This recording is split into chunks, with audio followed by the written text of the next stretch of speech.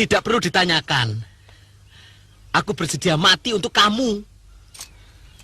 Kakang ingin Adi lebih cepat naik pangkat? Tentu. Apa perlu aku nangkap Guryang lagi?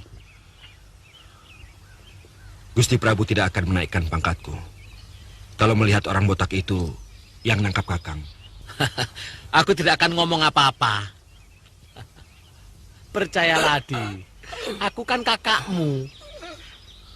Kalau dia yang ngomong, bagaimana? Jadi... Maaf, Kakang. Bukannya Adi tidak mau diikuti Kakang. Semuanya ini demi kemajuan Adi, yang juga akan menyangkut nama baik Kakang.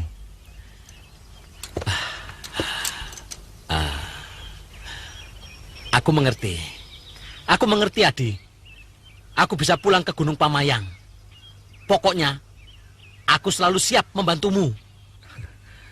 Kalau kedudukan Adi sudah mapan, Kakang Abilawu boleh datang ke rumah Adi, kapanpun. Iya. Kalau Kakang tidak keberatan, kuda Kakang akan dipakai untuk membawa tawanan ini, supaya lebih cepat sampai ke Madangkara. Oh, boleh. Aku bisa lari. Aku tahu jalan pintas hutan yang menuju ke Gunung Pamayang.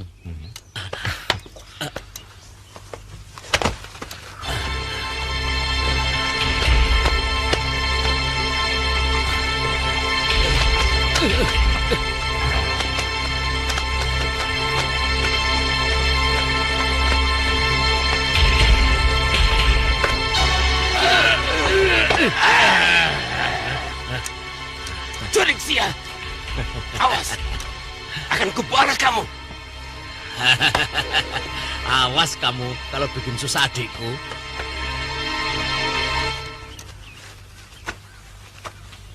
Sudah selesai, Adi. Berangkatlah.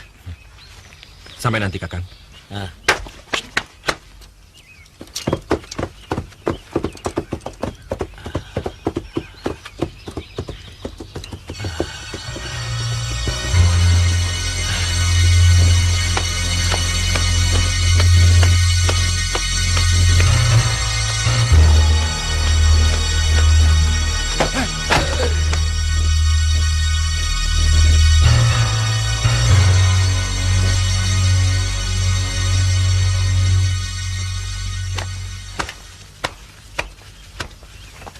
Ampun, Gusti Prabu.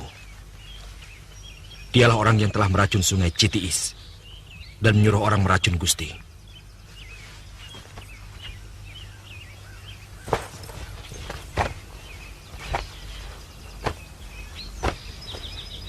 Apa salah kami? Maka kau tega melakukan kejahatan pada rakyat kami. Dan apa salahku? Sampai kau tega mau meracuniku. Sebentar lagi negerimu akan hancur, Brahma. Anak cucu orang-orang yang kau basmi sedang menyusun kekuatan untuk menghancurkan kekuasaanmu. Bahkan mereka sudah menyusup di lingkungan Kedaton ini.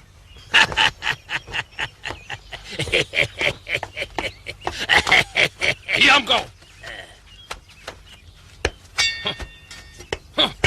Katakan, siapa mereka?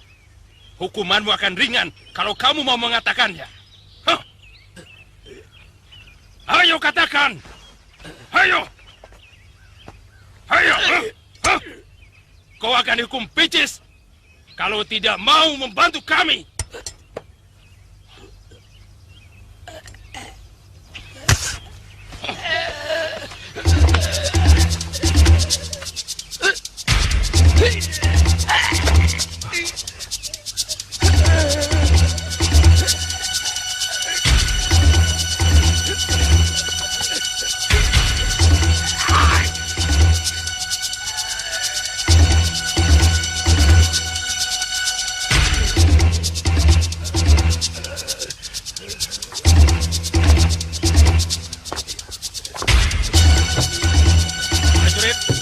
Orang ini masukkan dalam penjara. Perintahkan tabib untuk mengobati lidahnya.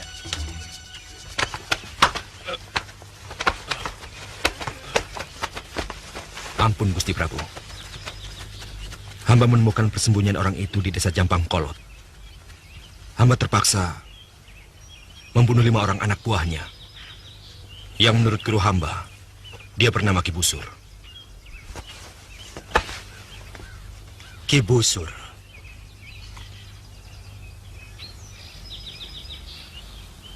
Adik seperguruan Durgalapati. Pantas dia menaruh dendam pada Madangkara. Tapi sebenarnya, kita tidak pernah punya masalah dengan Durgalapati secara langsung. Kematian orang itu juga bukan di tanganku. Ampun, Gusti Prabu. Ki Busur hanya alat yang dipergunakan oleh orang-orang Kuntala pemberontak. Dan ternyata, dugaan hamba tidak meleset. Terbukti Pranaka menemukan mereka di Jampang Kolot. Hampir semua penduduknya adalah bekas tawanan orang-orang Kuntala, pengikut Kebu Mundarang, yang kita bebaskan. Kalau begitu, segera amankan desa itu. Kalau perlu, kumpulkan seluruh penduduk desanya. Dan jadikan desa itu daerah tertutup yang harus kita jaga dengan ketat. Baik, Gusti Prabu. Hamba akan laksanakan bersama Panglima Ringkin dan Narapati Kamasuta.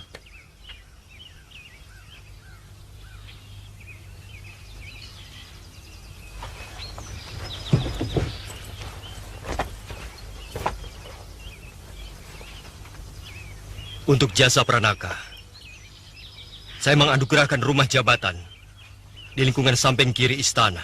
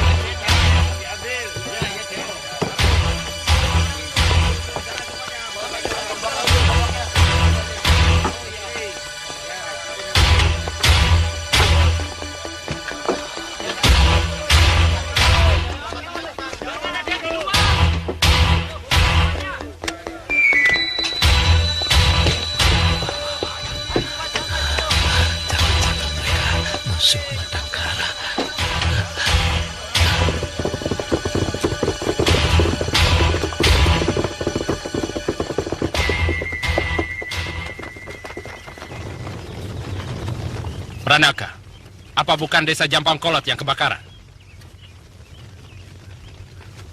Betul, Gusti. Aneh.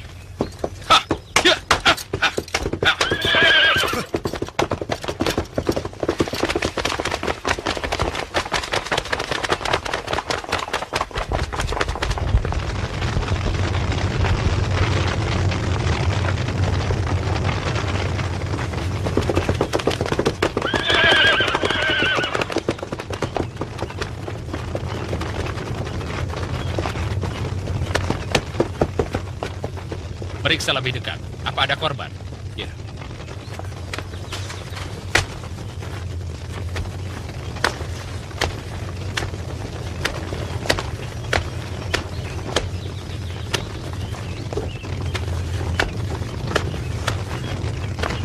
Kampung ini sengaja dibakar.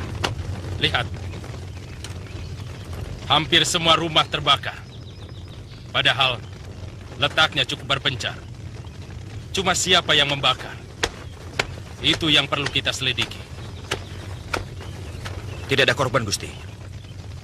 Mungkin desa ini sengaja dibakar. Bisa jadi.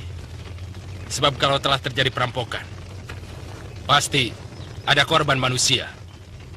Bahkan binatang piaraan pun tidak ada yang mati terbakar. Pasti desa ini sengaja dibakar. Mungkin berkaitan dengan tertangkapnya Ki Busur di desa ini. Dan bukan mustahil, telik sandi kita yang menyelidiki Jawat dibunuh di tempat ini. Ya benar. Berarti dugaan Dinas Senopati mendekati ketepatan. Desa ini dijadikan pusat kegiatan bekas pemberontak Kuntala dan anak keturunan mereka.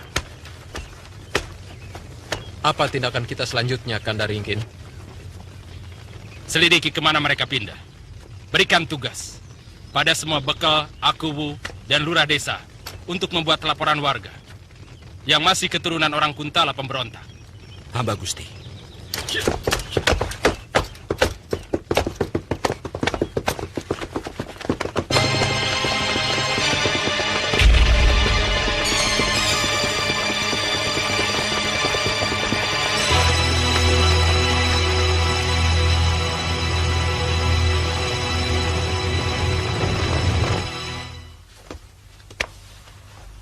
Aku tidak mampu lagi menjamin keselamatan kalian dari tindakan hukum pejabat Madangkara. Karena jabatanku sudah resmi kulepaskan. Jadi sebaiknya sekarang kalian memikirkan jalan yang terbaik. Apakah kalian akan tetap berusaha di sini? Atau akan pindah? Mestinya Gusti tidak usah mundur dulu. Sebelum usaha kita ini semakin maju. Telingaku terlalu bising, Ranggalela. Mereka sudah tahu bahwa aku salah seorang pemilik dari rumah hiburan ini. Dan mereka mengatakan, kau yang bicara. Ah, itu bohong, Gusti. Gertak sambal. Mana mungkin hamba mengatakan seperti itu?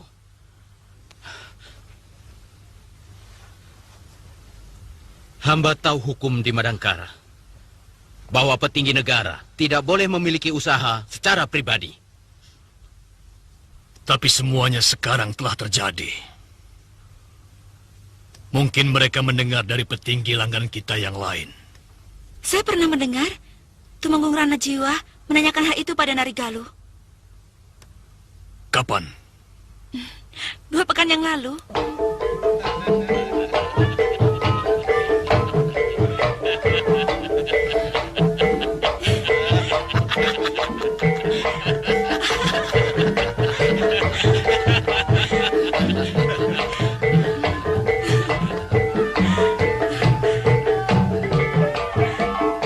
Minumlah, Kakak.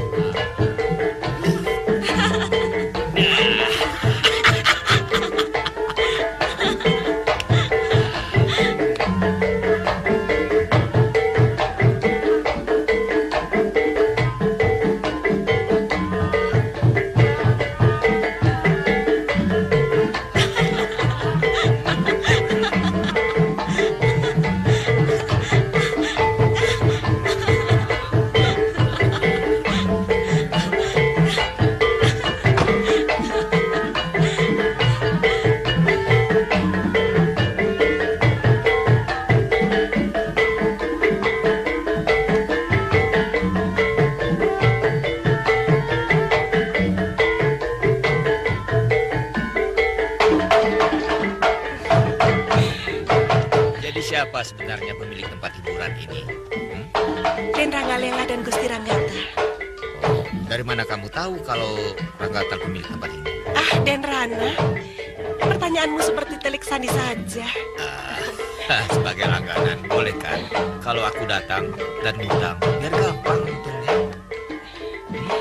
Yang membayar itu memang Den Ranggalela. Tapi yang menjaga segalanya, soal keamanan, itu adalah Gusti Ranggata. Benar ceritamu ini? Sungguh, Kakang. Bodoh.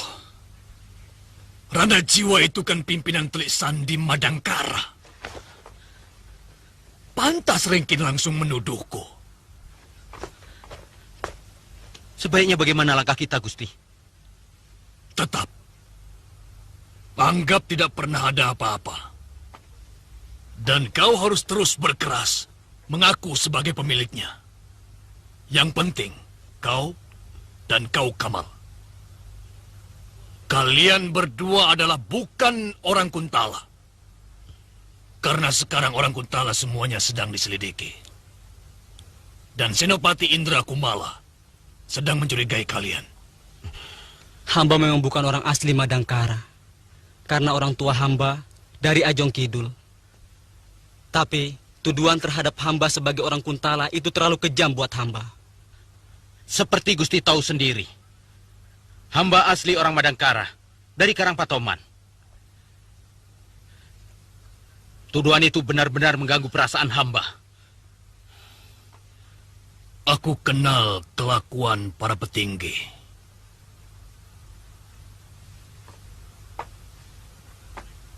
Karena mereka gagal menciptakan suasana aman di kota raja, mereka mencari kambing hitam. Bahwa orang Kuntala lah yang membuat kekacauan. Bahkan bencana alam sekalipun dituduhkan sebagai perbuatan orang Kuntala. Dan kambing hitamnya sekarang meringkuk di tahanan. Siapa, Gusti? Aku tidak tahu pasti. Apa dia orang Kuntala? Itulah yang paling kusesalkan. Dia sama sekali bukan orang Kuntala. Manusia pelayangan, pengembara.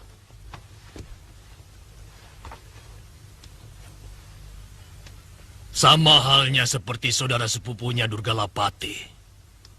Pokoknya tindakan petinggi-petinggi muda sudah membabi buta.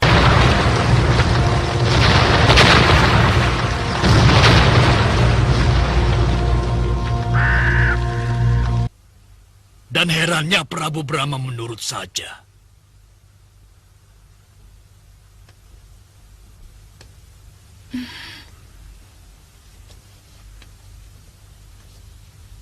Kau masih mau padaku? Meski aku sudah pensiun jadi petinggi Madangkara, Nyai.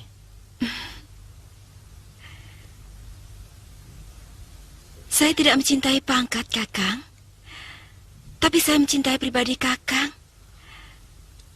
Perbawa Kakang. Boleh kan saya terus mencintai Kakang?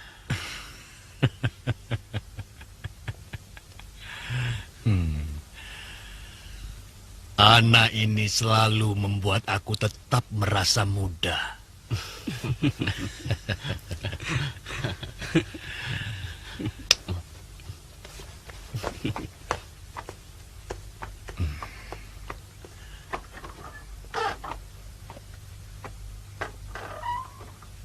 Darcy, kamu tahu, aku lebih rela menyerahkan warisanku padamu daripada untuk istri dan anakku Magada. Kakang, saya jadi malu. Jangan bicara soal warisan. Itu sama saja bicara soal kematian. Saya ingin lebih lama lagi bersama Kakang.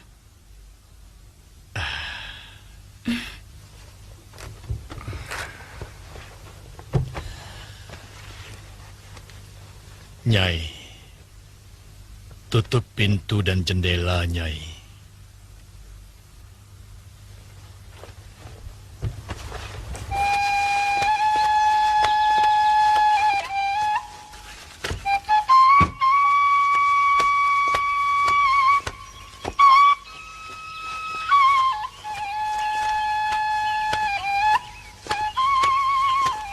Mban.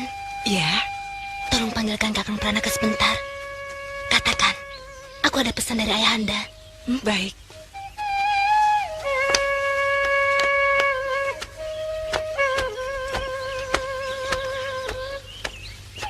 Gusti Pranaka.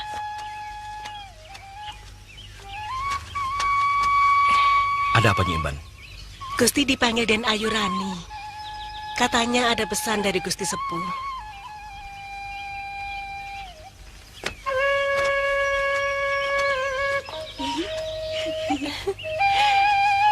Dewi Bulan menjerat Raja Wali. Hati-hati, patah sayapnya. Bila cinta berlabuh di hati, tiada tahan, ingin berjumpa. Iya tuh.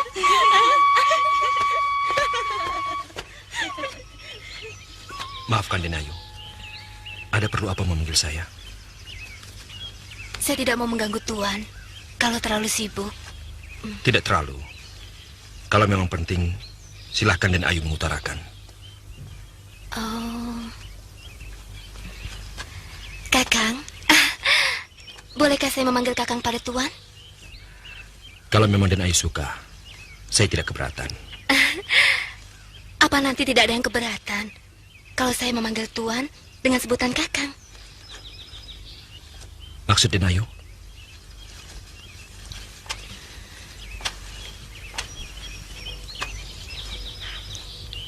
Mungkin Kakang sudah punya kekasih?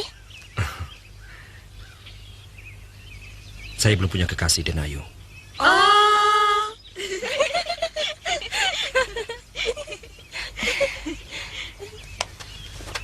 Saya ingin bicara dengan Kakang. Tapi jangan di sini. Teman-teman saya itu usil. Tapi... Alah, sebentar saja. Dasar genit, bisa saja dia cari alasan. Tapi memang gagah ya.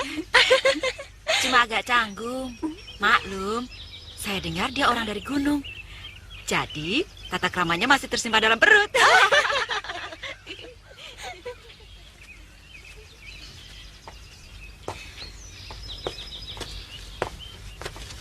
Ada apa, Denayu?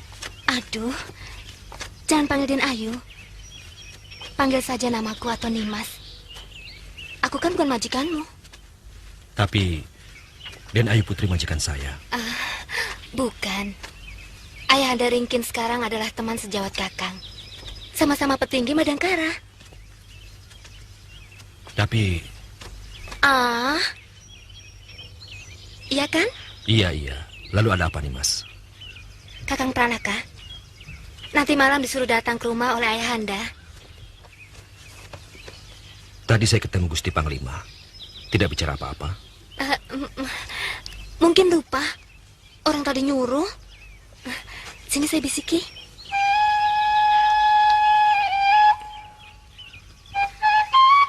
Nimas sangat mencintaimu, Kakang.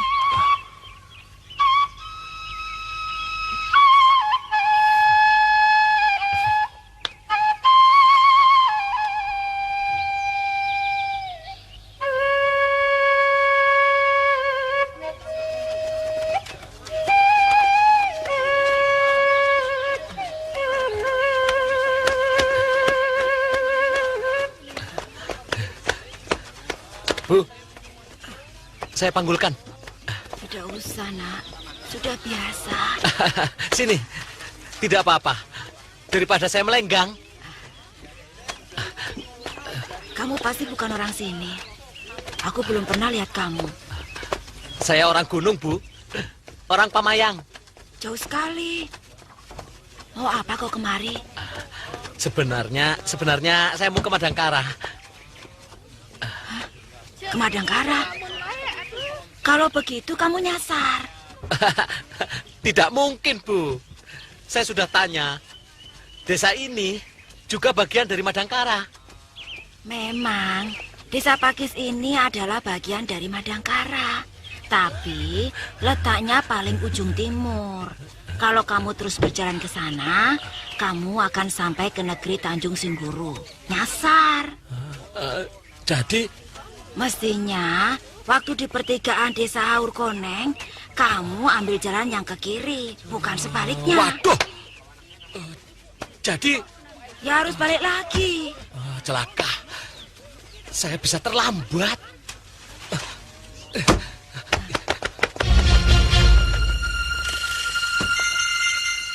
Langkah kerja mereka benar-benar rapi. Sehingga para sesepuh Madangkara pun sudah termakan hasutan tanpa disadari. Paman Wikalpa sudah berhasil saya yakinkan. Tetapi Paman Aragani dan Paman Ranggatal masih tetap keras. Menurut Tumenggung Magada, putra Paman Ranggatal, mereka gagal mencapai kesepakatan untuk memberontak waktu mengadakan pertemuan di rumah Paman Ranggatal. Siapa saja yang datang? Hampir semua. Hanya Paman Aragani yang tidak datang. Tapi diwakili kedua anaknya, Lasmini dan Lesmana. Kelihatannya kedua putra Paman Aragani itu juga bersikap memusuhi pemerintah. Kemarin terjadi bentrokan kedua orang itu dengan Dewi Mantili. Ada persoalan apa? Bermula dari persoalan lama. Gusti Dewi mengusir Lasmini karena alasan selalu membuat kekacauan dan mengganggu Gusti Prabu.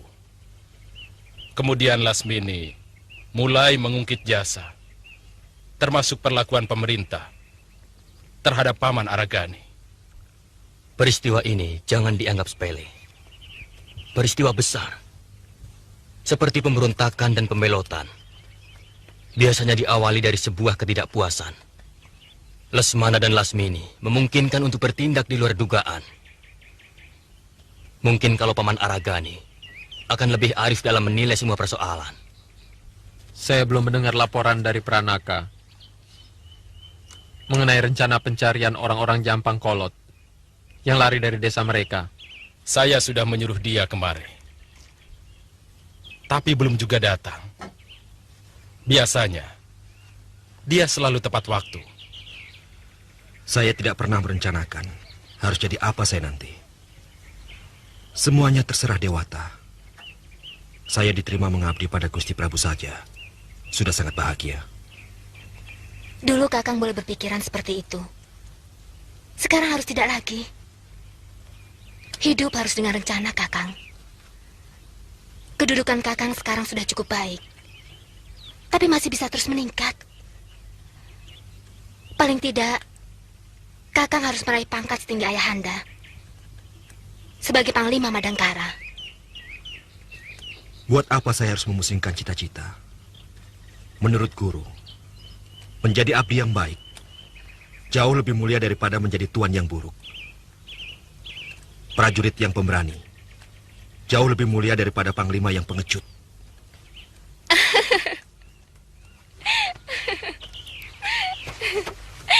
Kakang Pranaka, pikiran seperti itu sudah usang.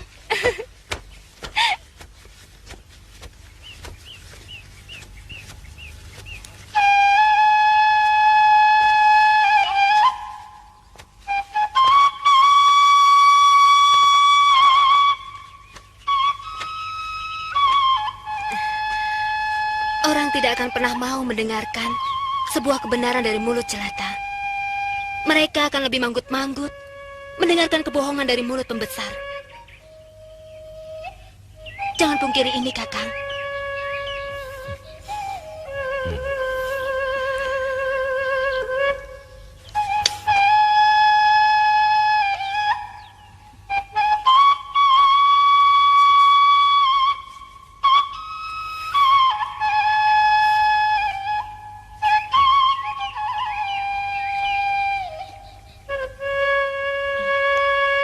Saya tidak mau menjadi istri prajurit biasa, Kakang. Saya seorang prajurit biasa. Kakang sudah masuk dalam jajaran orang penting. Secara pangkat, Kakang sudah menjadi menak. Darah saya jelata. Darah hanya tampak bila mengalir, Kakang. Biarkanlah darah jelata Kakang tersimpan dalam kulit dan baju seorang menak.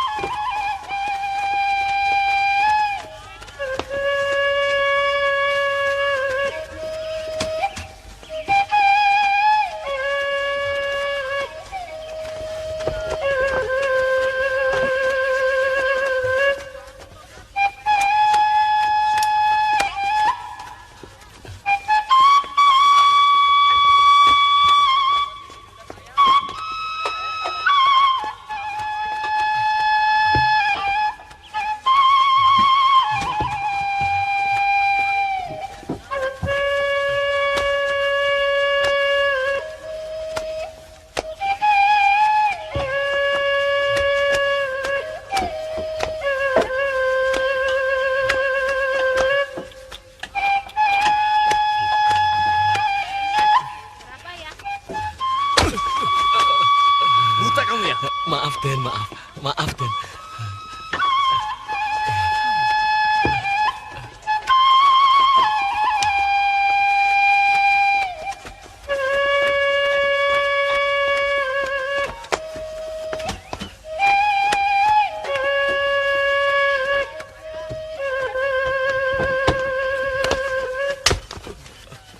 Maaf, Den. Barli itu kota raja ya? Betul, Den.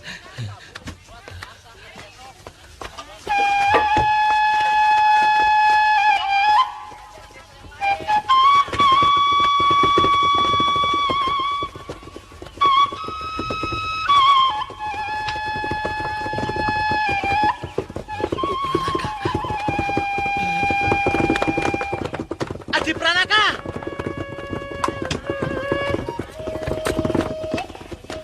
Adi Pranaka! Adi Pranaka! Adi Pranaka! Ini Kakang! Aku Abilawa! Kenapa adikku jadi budek ya? Biasanya tidak begitu. Tadi saya seperti mendengar seseorang memanggil nama saya. Kalian tunggu di sini. Baik.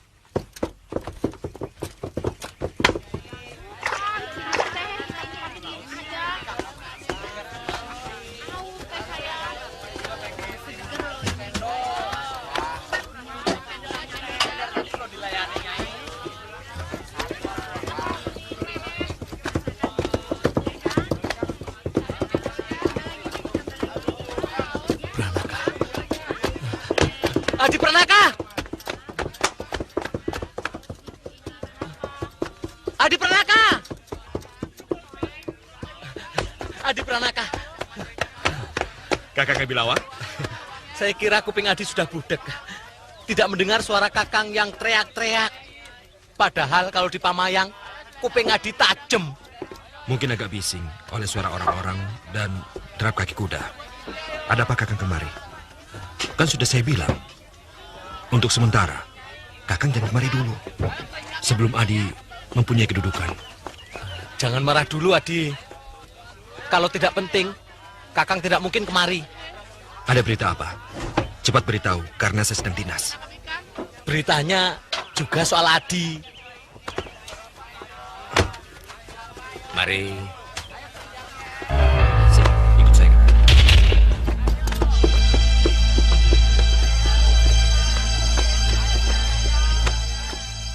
Ada apa, Kakang? Itu, orang-orang Jampang Kolot pindah ke tengah hutan. Waktu Kakang mau pulang merabas hutan. Tahu-tahu, lihat rombongan orang lewat. Salah seorang dari mereka yang pernah kita tanya waktu di desa Jampang Kolot. Mereka pindah ke tengah hutan. Dan di tempat yang sangat tersembunyi itu, sudah banyak orang lain yang terdiri dari pemuda-pemuda lain. Mereka berlatih senjata, seperti mau ada perang. Kakang kesasar sampai ke Tanjung Singguru. Wah, Kakang lapar. Kakang, saya sedang ada pertemuan penting dengan Gusti Panglima Ringkin. Jadi tak bisa menemani Kakang. Ini buat beli makanan. Di sini banyak sekali penjual makanan. Adi sampai malam? Mungkin. Dan lagi, saya masih tinggal di asrama. Tidak boleh orang luar tidur di asrama. Jadi... Tidak apa-apa. Kakang bisa tidur di mana saja. Kalau Adi tidak perlu tenaga Kakang sebagai penunjuk jalan, Kakang juga bisa langsung pulang ke Pamayang. Oh ya, besok pagi Akang tunggu saya di gerbang masuk kota, sebelah selatan. Maaf Kakang, terpaksa saya tinggal. Saya tidak bisa menjamu Kakang lebih dari ini. Karena terus terang, saya belum siap menerima Kakang dalam keadaan saya masih begini. Tidak usah dirisaukan, Adi. Kakang tidak pernah minta diistimewakan. Yang penting Adi berhasil menjadi orang besar. Itu saja. Kakang sudah bahagia. Benar kata guru. Kakang tidak bisa betah tinggal di kota. Baiklah Kakang. Saya minta maaf kalau sikap saya menyakitkan hati Kakang. Saya tinggal dulu. Silahkan. Kakang juga mau beli cendol. sama daging bakar.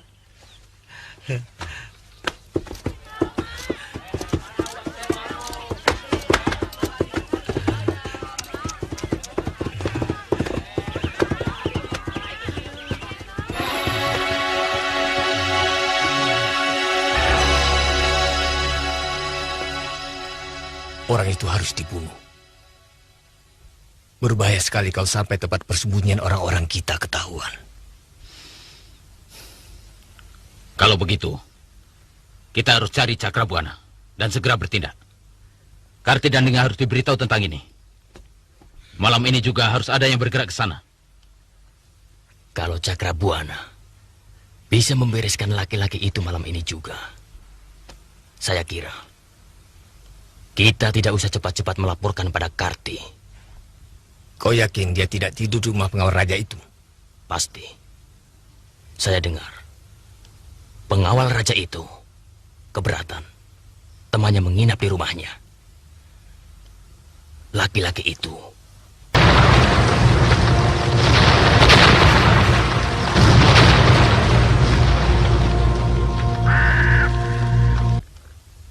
hanya badannya saja yang besar.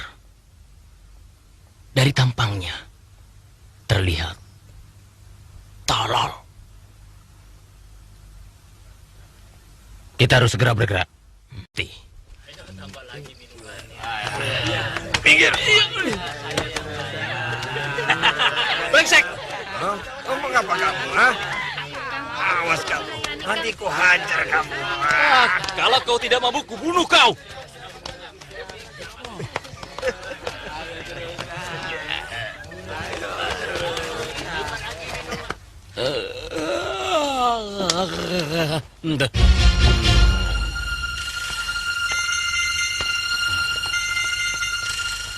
Mang, sudah mau tutup. Lihat, semua pembeli sudah pada pulang.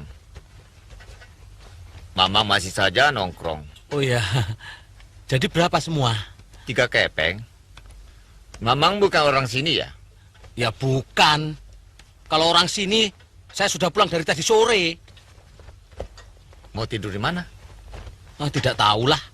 Saya sendiri juga bingung. Mau tidur di mana ya? Ya tidak tahu. Sebenarnya mau apa Mamang datang ke Badangkara? Mau cari saudara, adik saya. Ketemu? Ketemu? Ya sudah, tidur saja ke tempat adik Mamang. Tidak boleh. Adik saya mah tidurnya di asrama. Di asrama tentara. Oh, adik Mamang jadi tentara Madangkara? Betul.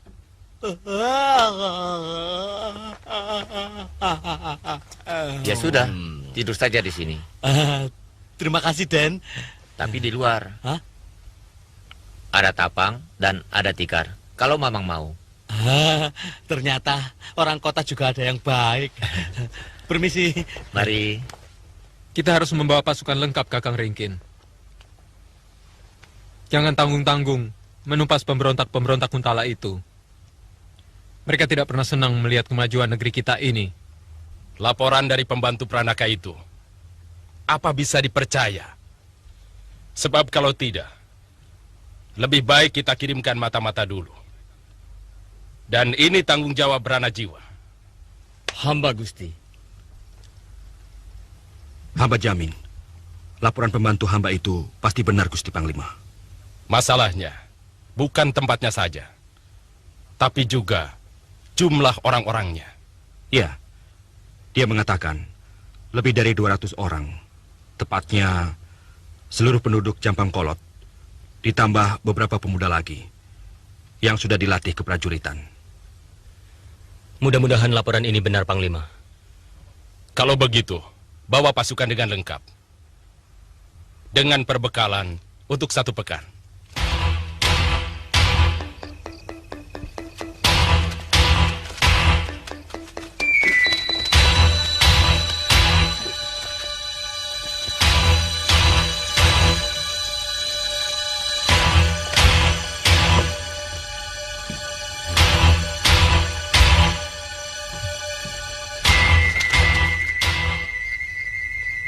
Itu dia orangnya. Ingat, jangan sampai gagal. Baik, Kakang. Jangan khawatir.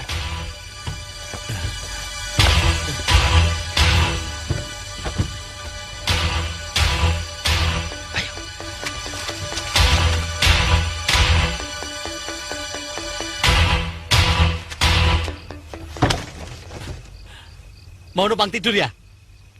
Mari. Ayo, silakan. Ah, jangan malu-malu. Ayo. Kami bukan mau numpang tidur. Mau bunuh kamu. Jangan main-main. Mau bunuh saya kok. Bilang-bilang. Siapa yang main-main? Tutup bacotmu. Hajar.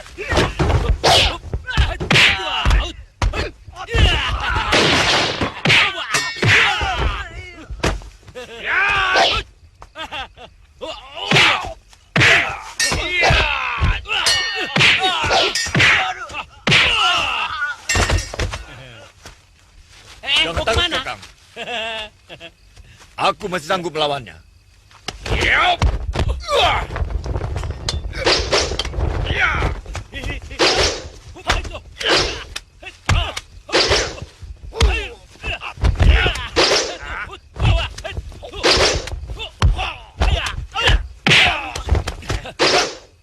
Ternyata kau boleh juga. Ayo lawan lagi aku. Ayo.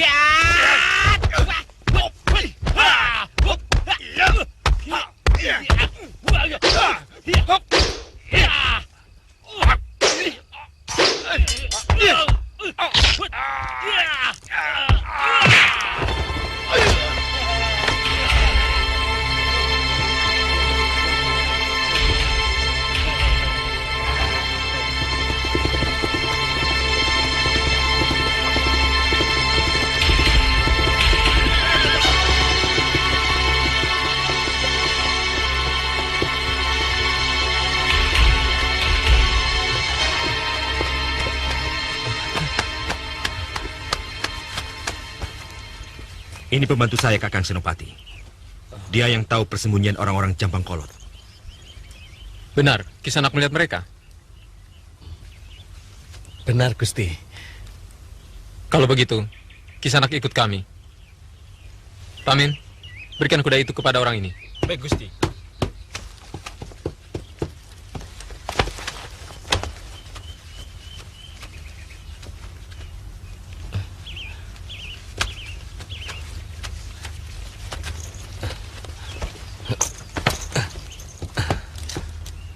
Gusti, sebaiknya kita bergerak cepat. Hamba takut mereka akan pindah lagi. Semalam, hamba dikeroyok oleh 6 orang. Mungkin salah seorang dari mereka menguping pembicaraan hamba dengan Adi Pranaka kemarin siang.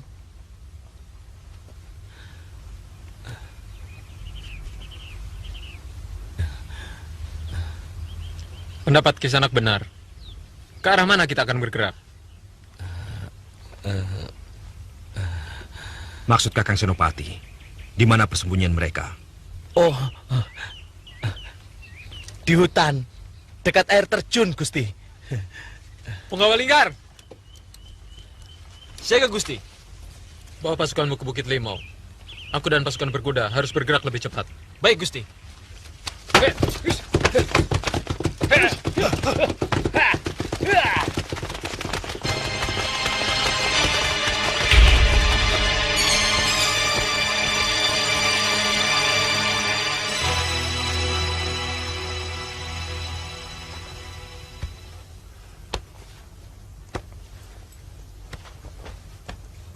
Saya tidak bisa membayangkan kalau pertarungan itu akan sampai terjadi. Bukan masalah siapa yang akan menjadi korban, tapi suasana apa yang akan timbul. Paling tidak antara saya dengan Paman Patih Argani.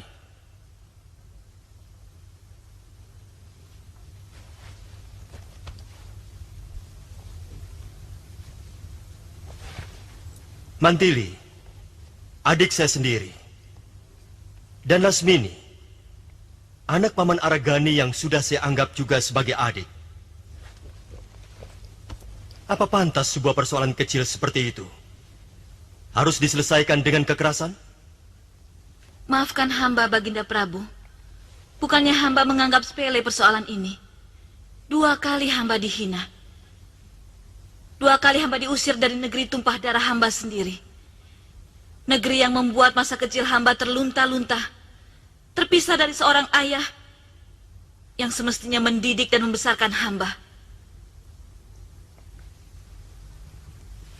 Hamba rela terusir dari negeri ini. Tapi dengan cara yang terhormat. Itulah sebabnya kenapa hamba menantang Mantili. Kanda Prabu, saya terima tantangannya. Saya akan kembali ke Kuntala kalau kalah. Tapi kalau dia yang kalah, dia akan menjadi orang terlarang masuk ke negeri ini seumur hidupnya.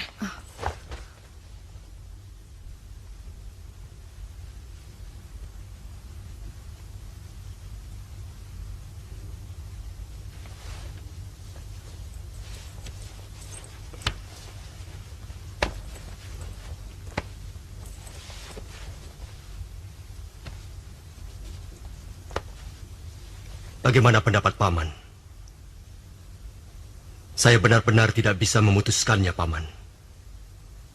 Nanda Prabu, persoalan apapun, jangan sampai menyebabkan Ananda kehilangan kearifan. Sebagai seorang raja, Nanda harus berani menetapkan keputusan. Bagaimanapun pahitnya.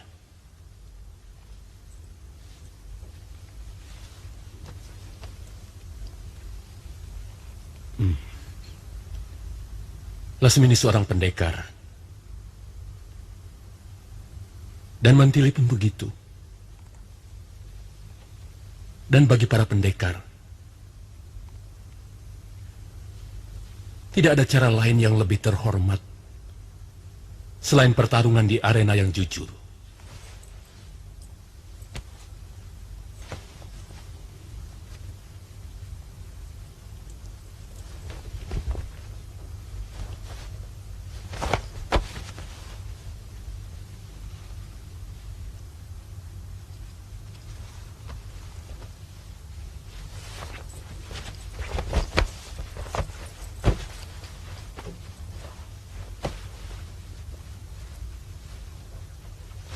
Dengarkan sabdaku. Sebagai Prabu di negeri ini, aku memutuskan bahwa pertarungan antara Lasmini dan Mantili adalah pertarungan para kesatria yang akan memegang teguh watak kesatriaan mereka. Siapapun yang kalah harus meninggalkan Madangkara. Pertarungan ini akan dilakukan besok pagi.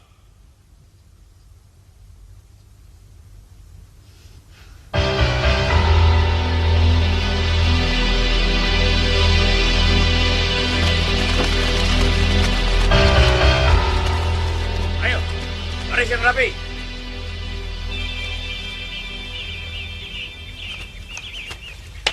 Lain kali pasang senjata yang betul ya. Ya.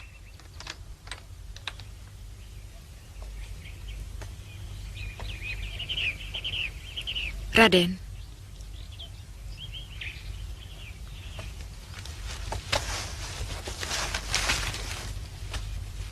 Lebih baik kita lari saja.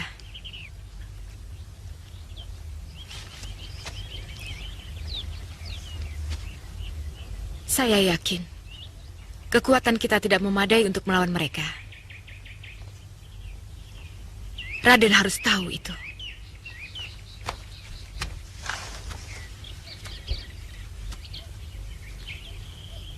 Bicara apa kamu, Karti? Tidak. Aku bukan pengecut. Orang-orang kita butuh pimpinan. Aku tidak suka itu. Raden! Jangan pengaruhi aku lagi. Ayo, cabut senjata kalian.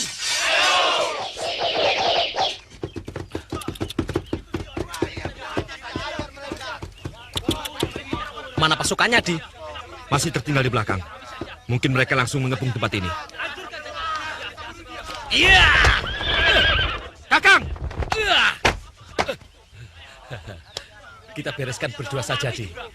Sebelum pasukan kita datang. Ini kesempatan baik buat kamu. Gagasan bagus, Kakang. Mari. Ya. Awas!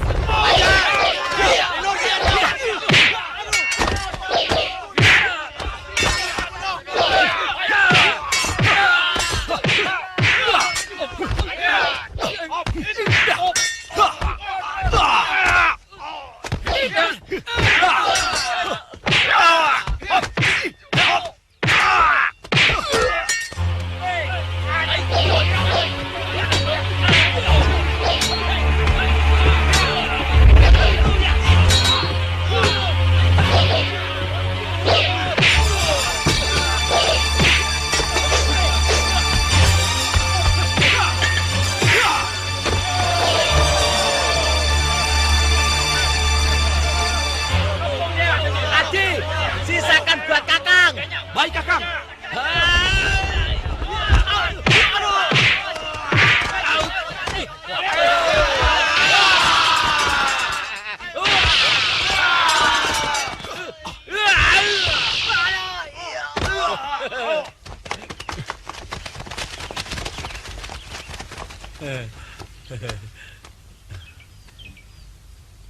Maafkan kelancangan saya, Kakang Senopati. Tidak ada yang perlu dimaafkan. Malah sebaliknya. Saya kagum melihat kehebatanmu, Pranaka.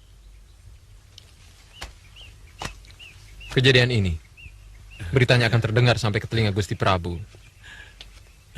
Saya yakin Gusti Prabu akan senang mendengarnya. Terima kasih. Kakak sudah terlalu berlebihan.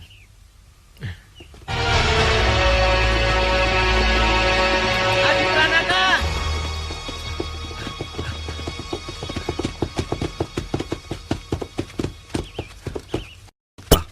Saya ikut lagi ke Madangkara atau... Tidak. Kakang harus kembali ke Pemayangan. Sampaikan salam saya kepada guru. Kudanya? Pakai saja, Kisanak. Pamayang terlalu jauh untuk berjalan kaki. Terima kasih, Gus. Kami yang harus berterima kasih kepada Kisanak. Dan sebenarnya, saya bisa mengusulkan supaya Kisanak diberi penghargaan. Dan kalau mau, Kisanak bisa diangkat sebagai prajurit utama. Terima kasih, Gusti. Hamba tidak bisa memutus diri. Hamba harus minta izin guru lebih dulu. Tapi, hamba sudah cukup gembira. Adik hamba sudah menjadi abdi keraton. Permisi.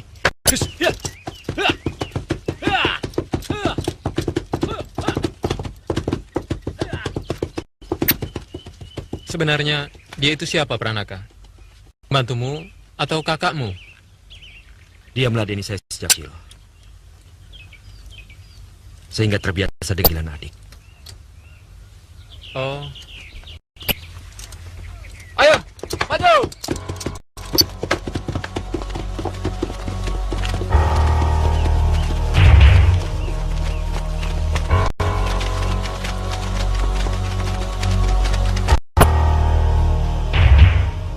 Lasmini tidak bisa dianggap enteng. Dia sudah mengenal ilmu kanuragan dari sejak kecil.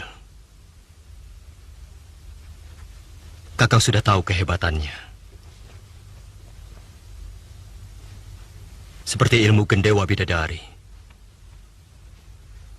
Yang juga Kakang terima dari Nini Goreng. Keampuannya sangat luar biasa. Nyaris, semua jenis serangan akan mampu ditangkalnya. Lalu, apa yang harus Dinda lakukan?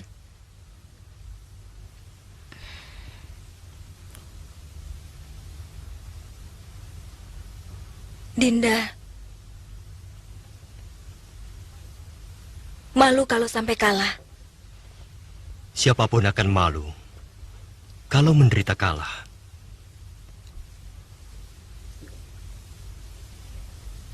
Dinda minta nasihat Kakang Brahma untuk menghadapi Lasmini. Jurus Gendewa Bidadari akan sangat ampuh kalau dilakukan dengan tenang. Dinda bisa mengacaukannya.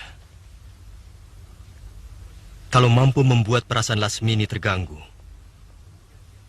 sehingga dia menjadi marah dan kehilangan kecermatan jurusnya. Jangan terbawa irama jurus yang dia lakukan.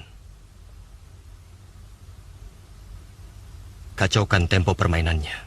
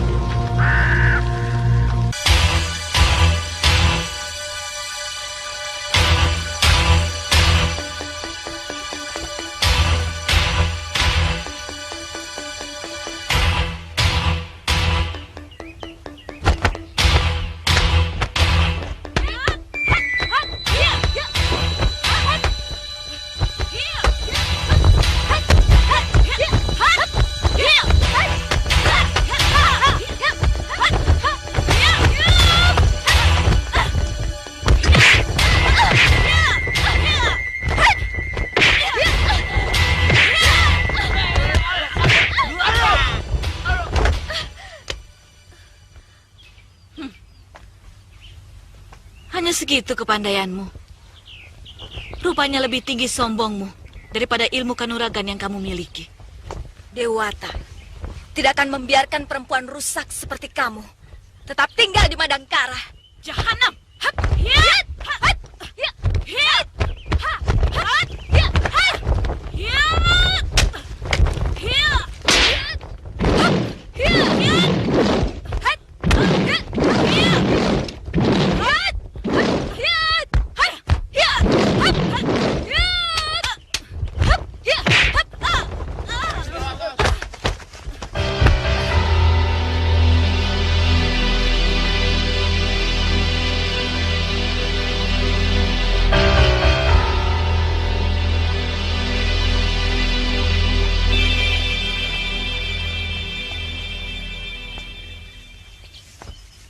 Paman Argani, berat rasanya saya memutuskannya. Saya kira saya tetap harus meminta pertimbangan paman.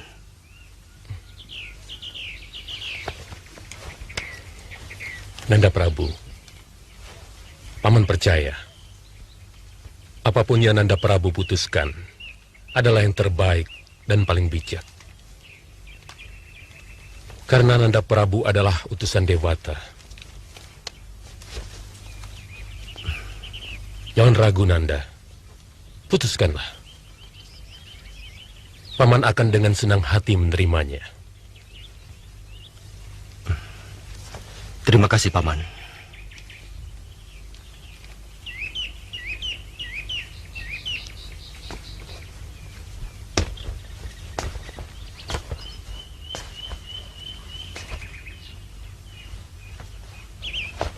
Dengarkan keputusanku. Dalam pertarungan tadi, jelas Lasmini telah jatuh dan keluar menyentuh tanah. Maka menurut peraturan, dia dinyatakan kalah. Tidak, Gusti Prabu. Kekalahan harus ditentukan. Sampai salah seorang ada yang tewas. Pertarungan yang menyangkut keputusan raja harus mengikuti peraturan raja. Hukuman badan, baik penjara ataupun pengucilan, mungkin bisa berubah. Tapi kematian tidak mungkin dirubah. Sesuai perjanjian, maka kau harus segera meninggalkan Madangkara, Lasmini.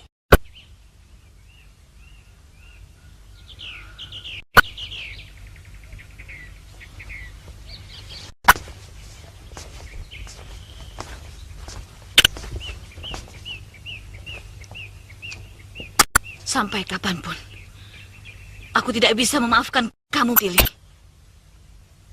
pada kesempatan manapun. Aku akan tetap menantang kamu sampai tuntas oleh kematian.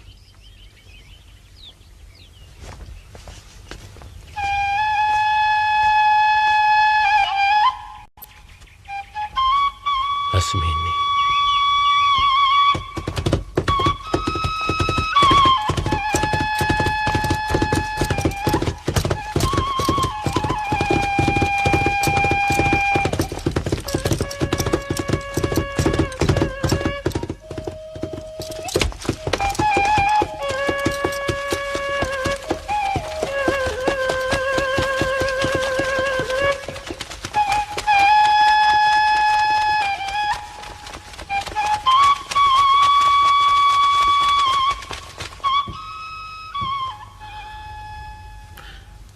Kalau diterima jadi prajurit, saya takut Adi Pranaka akan salah paham.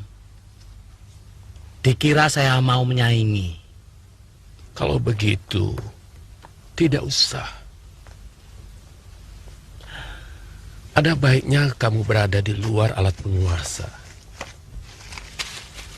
Jadi kamu bisa memberikan saran kalau adikmu lakukan tindakan yang menyimpang dari keadilan dan menyengsarakan rakyat kecil. Kalau saran kita mau didengar, kalau tidak, kewajiban kita hanya memperingatkan.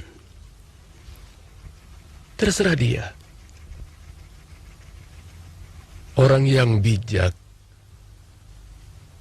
akan segera merubah perbuatannya kalau diingatkan. Sebab peringatan dari dewata biasanya akan lebih menyakitkan.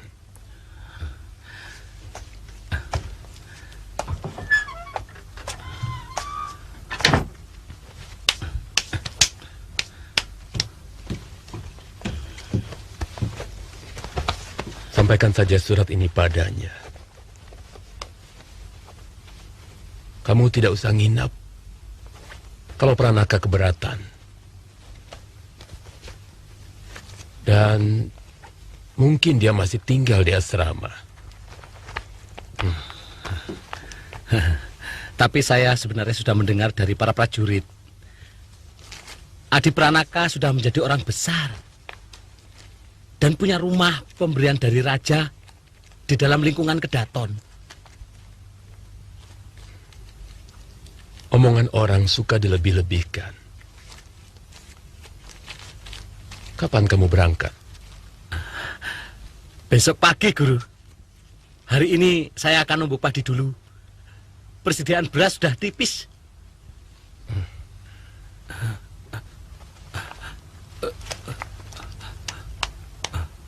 Abilawa.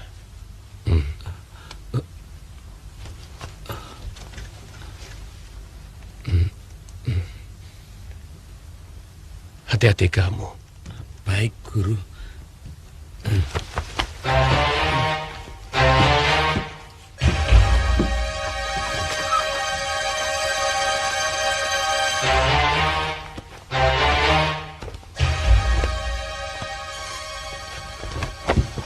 Gonjang-ganjing di negeri kita telah reda. Awan mendung telah berganti dengan langit cerlang cemerlang. Semua terjadi karena kealpaan kita. Beruntung, Dewata segera memberi peringatan supaya kita tetap waspada pada tindakan orang-orang Kuntala yang tidak pernah lelah untuk menghancurkan kita. Rupanya kita termakan oleh upaya adu domba mereka. Adu domba antara rakyat dengan raja, antara pejabat dengan pejabat. Kita kurang waspada. Adanya penyusupan orang-orang Kuntala ke dalam tubuh kita. Kemudian kita saling curiga. Kemakmuran dan keamanan negeri ini membuat kita lupa dan hilang kewaspadaan. Gusti Prabu, saya menyesal telah menaruh kecurigaan kepada semua menteri-menteri muda. bahkan kepada Paduka sendiri.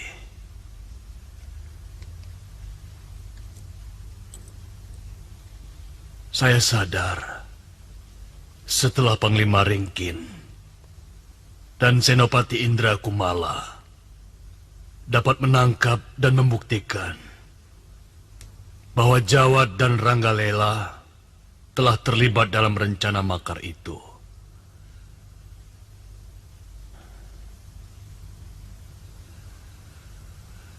Mungkin dosa saya terlalu besar untuk dapat dimaafkan. Paman Ranggatal, saya tidak pernah menganggap Paman sudah melakukan kesalahan besar. Saya hanya ingin membuktikan apa yang Paman tuduhkan itu sebenarnya kurang tepat. Paman dengan tegas mengajukan pengunduran diri. Tapi kami tetap menempatkan Paman pada jabatan semula. Itu sebabnya kenapa hari ini Paman kami undang.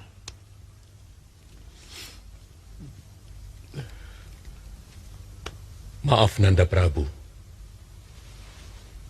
Terus terang, mata Paman terkecoh oleh sikap adu domba orang Kuntala. Paman termakan oleh mulut pekatik Paman, Sirangin. Orang yang ternyata termasuk orang penting Kuntala yang menyusup ke rumah Paman.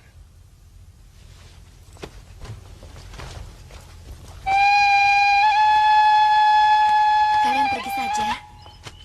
Tinggalkan kami berdua ya.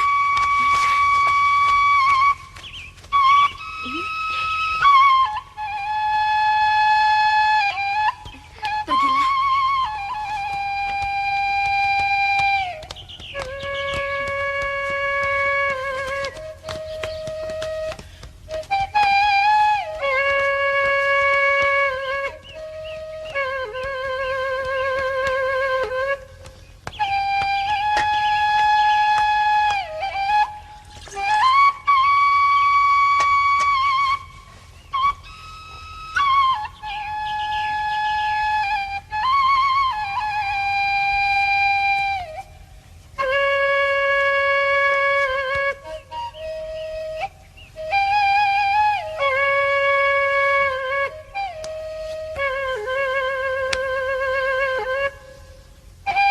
Secepatnya, Kanda akan melamar Dinda. Begitu Gusti Prabu mengangkat Kanda menjadi wakil Panglima. Kenapa harus menunggu itu? Dinda yakin Kanda pasti naik pangkat. Kanda menginginkan perkawinan kita menjadi perkawinan agung. Bukan perkawinan orang kebanyakan.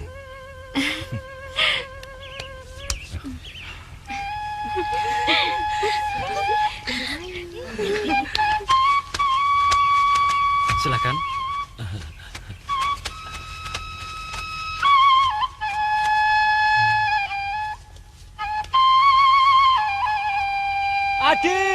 Adi Pranaka. Siapa itu? Tidak tahu aturan.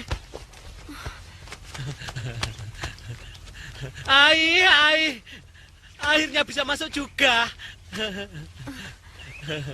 Wah. Orang gunung itu perlu diajar tata krama. Adi, saya bawakan daging kijang kering kesukaanmu, Adi. Ai, rumahmu besar sekali. Siapa yang mengizinkan kamu kemari? Penjaga yang tadi. Tidak pantas menghadap pembesar dengan berteriak-teriak seperti itu. Dasar orang gunung. Tidak tahu tata krama. Kakang memang orang gunung. Adi kan kenal suara Kakang memang keras begini.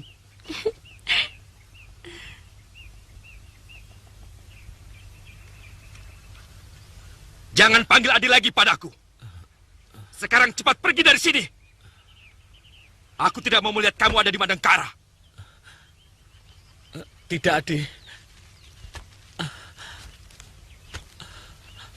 Aku tidak mau. Mengapa kamu berubah menjadi begini? Pergi! Kalau tidak mau pergi, kau akan merasakan pukulan tapa mayaku. Jangan, Adi. Nanti kualat. kalau kau menggunakan ajian itu untuk orang yang tidak bersalah. Cepat angkat kakimu. Sebelum kemarahanku tidak mampu kukendalikan lagi.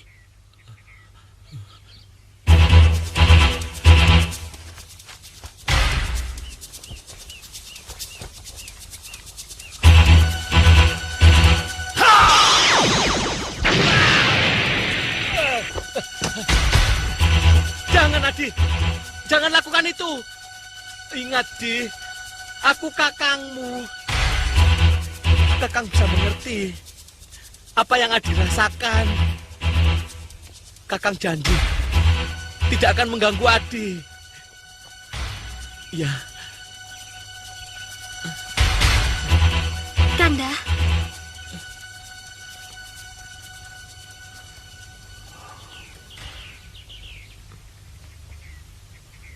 Benarkah dia kakakmu?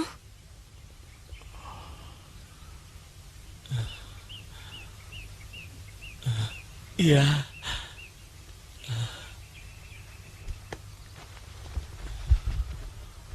Jangan, Adi.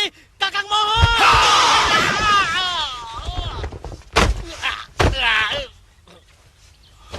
Kakang! Kakang Abilawa! Tega kau menyakiti kakangmu, Adi. Maafkan Adi. Saya kira Kakang tadi mau melawan. Kakang, maafkan Adi. Kakang mau ambil surat dari guru.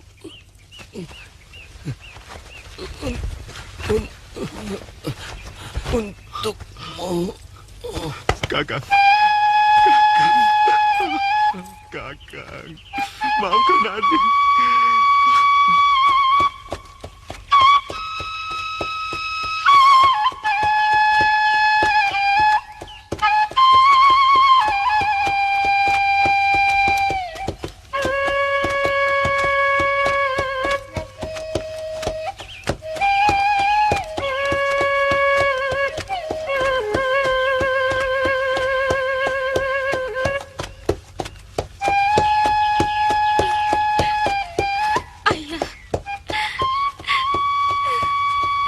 Sebenarnya saya mencintai Kakang Pranaka apa adanya.